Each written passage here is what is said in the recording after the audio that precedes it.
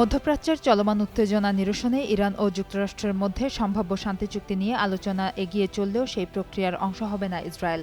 সম্ভাব্য সমঝোতা চূড়ান্ত হওয়ার আগে এমন অবস্থান স্পষ্ট করেছেন দেশটির প্রধানমন্ত্রী বেনিয়ামিন নেতানিয়াহু। রয়টার্সের এক প্রতিবেদনে বলা হয়েছে, পাকিস্তানের মধ্যস্থতায় ওয়াশিংটন ও তেহরানের মধ্যে একটি সমঝোতা চুক্তির সম্ভাবনা তৈরি হয়েছে। এদিকে চুক্তির পরিবেশ তৈরির লক্ষ্যে লেবাননে ইসরায়েলের সামরিক অভিযান সীমিত করার আহ্বান জানিয়েছেন যুক্তরাষ্ট্র।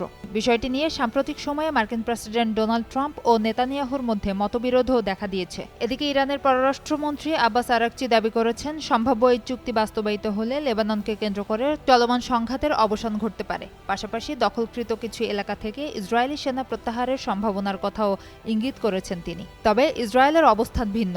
দেশটির প্রতিরক্ষা মন্ত্রী জানিয়েছেন, ফিলিস্তিনি ও লেবাননের ভূখণ্ড থেকে সেনা সরিয়ে নেয়ার কোনো পরিকল্পনা নেই। একই সঙ্গে এক জ্যেষ্ঠ ইসরায়েলি কর্মকর্তা বলেছেন, নিজেদের নিরাপত্তা নিশ্চিত করতে প্রয়োজনীয় পদক্ষেপ নেয়ার স্বাধীনতা বজায় রাখতে চায় ইসরায়েল।